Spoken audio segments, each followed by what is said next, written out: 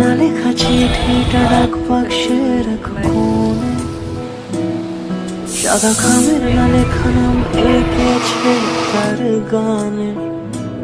Good morning, happy Sunday. সকালবেলা ঘুম থেকে উঠেই চলে এসেছি রান্নাঘরে ব্রেকফাস্টের জোগাড় করতে।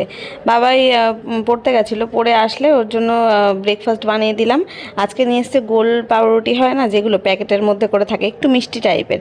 এই পাউরুটিটা বাবাই ভালোবাসে, তো ওটা বলছে ডিম দিয়ে টোস্ট করে দিতে, তো তাই করলাম। ওর মানে বার্গারের মতো টাইপের করে মাঝখান থেকে কেটে করে দিয়েছিলাম। আর দুধ জাল দিলাম, দেখলে ওটা ফ্রিজে ছিল তো বের করে জাল দিয়ে রাখলাম, পরে খাবে বাবাই।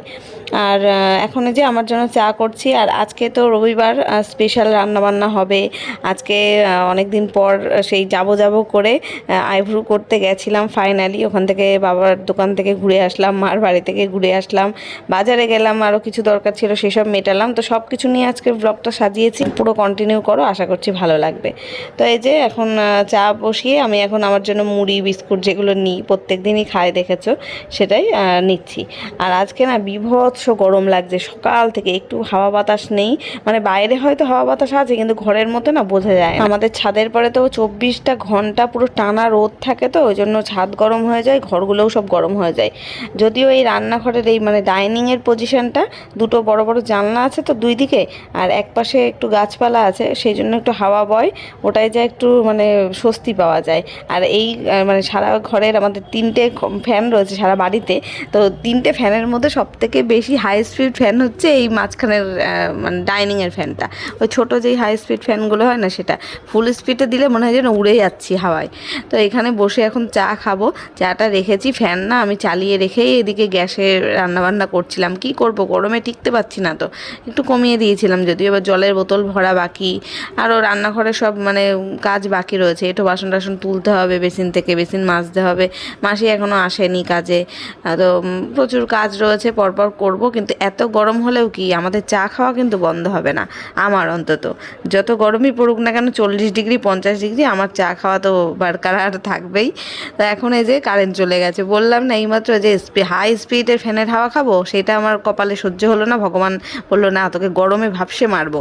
এখন কারেন্ট অফ করে দিয়েছে, আর কি করব, এখন ঘামছি তত্তর করে। আর এখানে জানলার কাছে বসে আছি, যদি প্রকৃতির থেকে একটু হাওয়া দেয় গায়ে যদি লাগাতে পারি। মানে গরমে যেন কেমন একটা অবস্থা হচ্ছে, মনে হচ্ছে যেন নিঃশ্বাস বন্ধ হয়ে যাচ্ছে।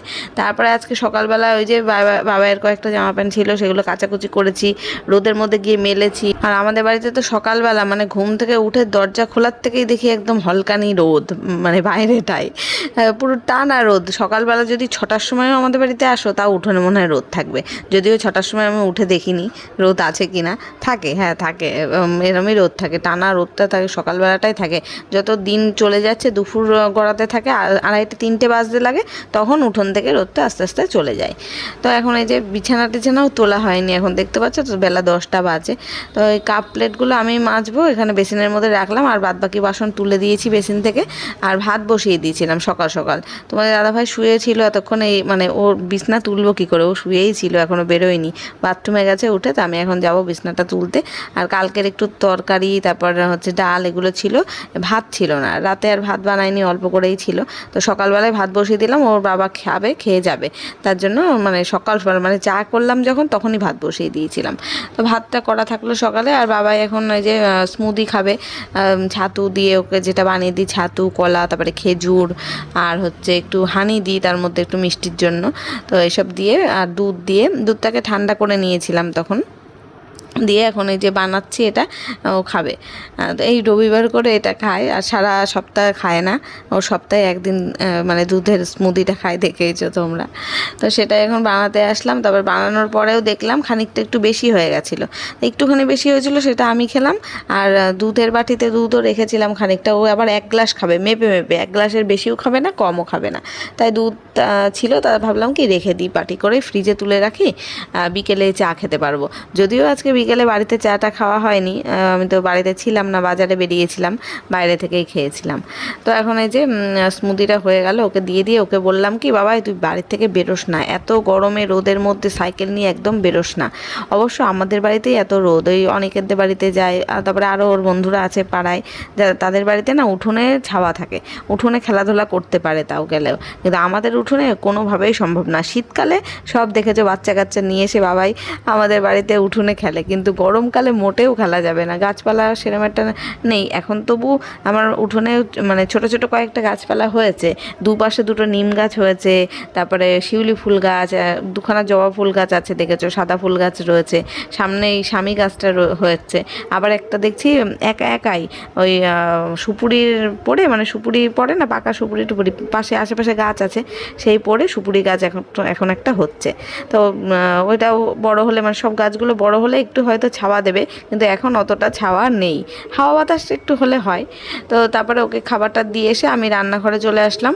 কালকে না পরশু দিনকে ওই যে ঘ্যাটকলের পাতা বাটা করেছিলাম না, তার ডাঁটিগুলো ছিল, সেটা আমি সেদ্ধ করে নিয়েছি। আর ফ্রিজে চিংড়ি মাছ ছিল, সেটা বের করলাম। আর আদা রসুন আজকে কিছু কাটা বাটা কিছুই ছিল না, তো এখন সব ছাড়ালাম। মানে আমি এখন 1 ঘন্টা পরে আবার অন করলাম ক্যামেরাটা, সব গুছিয়ে নেওয়ার পরে। তবু এখনও কিছু বাকি রয়েছে, আলু পেঁয়াজ টেয়াজ কাটতে হবে, টমেটো কাটতে হবে। আজকে 2 রকম রান্না হবে, মাংস মাছ দুটোই ফ্রিজেই ছিল, ফ্রিজ থেকেই বের করেছি, বের করে এখন করবো। ওটা মাটন রয়েছে অল্প অল্প, একদম অল্প করেই নিয়ে এসছে, বোধহয় 500 গ্রাম। আর এখন এই গরমে মটন না খাওয়াই ভালো। আর তারপরেও যা দাম বেড়েছে, এখন তরতর করে দাম বাড়ছে মটনের, হাত দেওয়া যাবে না। মানে সোনার যেমন দাম বাড়ছে, তেমনি খাসির মাংসেরও দাম সেরম। তো ওই অল্প করে এনেছে, আমাদের দুবেলা হবে, তো তার মানে বোঝো কয় পিস করে হয়েছে, 1-2 পিস করেই হবে। সে যাই হোক, এখন এখানে এই পাতা ডাঁটিটা ভাজা করছি, ঘ্যাটকলের ডাঁটি যেটা, ওটাকে পেঁয়াজ, তারপরে একটু কালো জিরে ফোড়ন দিয়েছিলাম, লঙ্কা ফোড়নে দিয়েছিলাম, দিয়ে একটু চিংড়ি মাছ দিলাম, আবার অল্প কয়েকটা 4-5টা চিংড়ি মাছ ভেজে এর মধ্যে দিলাম, টেস্টটা ভালো আসে, দারুণ লাগে। কিন্তু এই মানে পাতা বাটার থেকেও মনে হয় ডাঁটি ভাজাটা বেশি খেতে ভালো লাগে। তোমরা কে কে খাও, মানে কোনো কিছুই ফেলো না, গাছ পাতা সব রেখে দাও, খেয়ে নাও আমার মতো, ভাল লাগে কিন্তু, খেয়ে দেখবে করে। তো ওটা মানে করে ফেললাম সবার ফার্স্টেই। আর ওই চিংড়ি মাছটা আলাদা করে রান্না করব।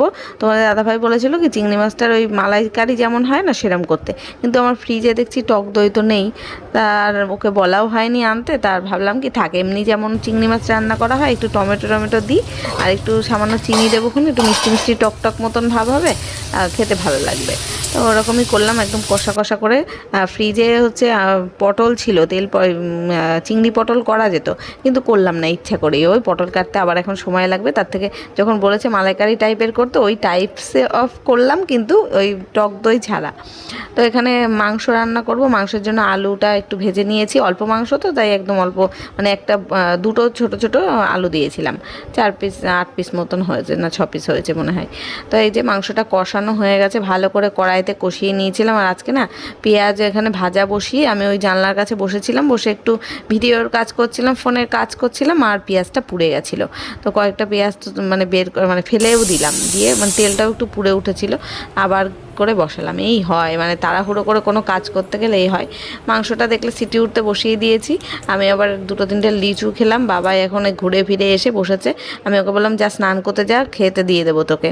ওরও আজকে বিকেলে প্র্যাকটিস রয়েছে, আজকেও তাড়াতাড়ি খেয়ে নেবে, 2টো বাজলে ওকে খেতে দিয়ে দেবো। আর আমাদের খেতে খেতে তো সেই অনেক বেলা হবে। আমি আবার জানলার কাছে বসেছিলাম, দেখলে একটু হাওয়া খেলাম। তারপর স্নান করে এসে পুজো দিয়ে নিয়েছি। তোমাদের দাদাভাই বাড়িতে আসলো, ওর জন্য ওয়েট করছিলাম, আসলে তারপর একসাথে খাবো বলে। তাই এখন ওই যে প্রায় কটা বাজে, 3টে 3:30 বেজে গেছে যখন আমরা খেতে বসলাম, মানে খেয়ে দিয়ে উঠলাম যখন, তখনই বোধহয় 3:45 বাজে। গুড ইভিনিং এভরিওয়ান, এখন বেরোচ্ছি, একটু যাব বাপের বাড়িতে, বাজারে যাব, আমার ওষুধ শেষ হয়ে গেছে, ওষুধগুলো কিনবো। আর হচ্ছে আইব্রোটা তুলবো, আইব্রো করব, মেন দরকার যেটা। আজকে রবিবার, জানি না আমি যেই দোকান থেকে ওষুধ নিই সেই দোকান খোলা আছে কিনা, তাও দেখি, যদি খোলা থাকে তো ভালোই। তো বেরোচ্ছি, চলো। আর এখানে বাড়িতে আর চা খেলাম না, একেবারে বাবার দোকানে গিয়েই খাবো, দেখতে থাকো চলো। আর আজকের লুক আমার, অনেকদিন পরে এই ফ্রক কুর্তিটা পরলাম। চলো বেরিয়ে পড়ি। সেদিনকে মনে আছে বাবাই বাড়িতে ছিল না, ওর বাবা আমার জন্য একটা আইসক্রিম এনে দিয়েছিল, সেই আইসক্রিমটা এখন বাবাই ওর বাবার কাছে বলেছে ওটা কিনে দিতে হবে ওকে, সেম টু সেম ওইটাই কিনে দিতে হবে। এবার দোকানে গেছি কিনতে, আমি ওকে বললাম এখন কিনিস না, বাড়ি যে দিদা বাড়ি যেতে যেতে কিন্তু গলে যাবে রাস্তায়। বলছে না না আমি এখানে খেয়ে নেবো। এবার গায়ে টায়ে লাগবে না, ও মাঝখানে বসে যদি আইসক্রিম খায়, তাও তো সে বায়না করে ওটা কিনেছে। যদিও আমার ওষুধ কেনা হয়ে গেছিলো, তারপরে গিয়ে কিনলাম, কিনে সোজা দোকানে গেছি। সেম টু সেম ওইটা পাইনি, অন্য একটা পেয়েছে, তো ওই আমুলেরই ও কিনলো। আমিও তার সাথে দুটো বাটি আইসক্রিম নিলাম, আমার জন্য একটা, মায়ের জন্য একটা।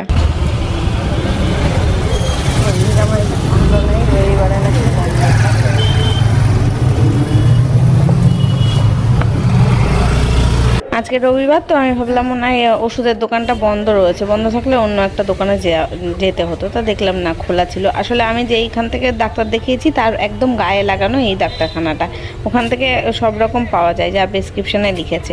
অন্য দোকানে গেলে সেটা আবার বলে কি এটা নেই, এটার অল্টারনেটিভ অন্যটা নিতে হবে, ওইটাই সমস্যা হয়। তারপরে যাই হোক সব পেয়ে গেছি, বাবার দোকানে এসে চা খেয়ে নিলাম, মা আবার ওপারে গেছে বাবার ওষুধ আনতে। আর এখানটা কি জ্যাম হয়েছে, মানে ভিড় মানে প্রচণ্ড লাইন আছে তো, একটা মানে ট্রেন লাইন আছে, ওই কারণে ট্রেন গেট পড়েছিল ওই টাইমে। তারপরে আমি আইব্রু তুলতে গেলাম, আইব্রু তুলে চলেও আসলাম। এটা আমাদের বাপের বাড়ির মোড়ের মাথা, এখানে দোকান থেকে মা আবার নিমকি নিচ্ছে, নিমকি খাবো বাড়িতে গিয়ে, বাবাই বললো আর কি। ফাইনালি এই যে আসলাম,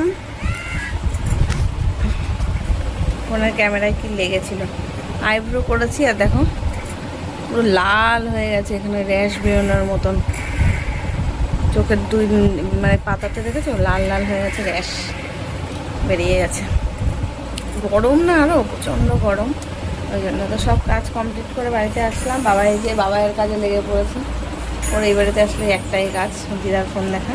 মা আবার নিমকি কিনে নিয়ে আসলো, আমরা তো আইসক্রিম খেলাম, আইসক্রিম খেয়ে গলাটা এখন ফুসফুস করছে, সেটা দেখানো শ্যুট করিনি মনে হয়, তাই না? আইসক্রিম খাওয়াটা চা খেয়ে আসলাম, আইসক্রিম খেয়ে আসলাম, মা নিমকি কিনলো তাই খাবো এখন বসে বসে।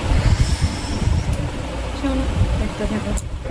এতক্ষণ বাপের বাড়িতে বসেছিলাম, এখন রাত 11টা বাজে, আর বাবাইকে ওই বাড়ি থেকেই খাইয়ে দিয়েছি। বাবাই প্র্যাকটিস থেকে এসে বাড়িতে এসে আবার মাংস দিয়ে ভাত খেয়েছিল, তাই বললো বাড়িতে আর ভাত খাবো না, বাড়িতে খেলেও আমার আবার ভাত রান্না করতে হতো, তাই মার বাড়িতেই খেয়ে নিয়েছি। এখন আমরা বাড়ি চলে গেলাম, টাটা, গুড নাইট।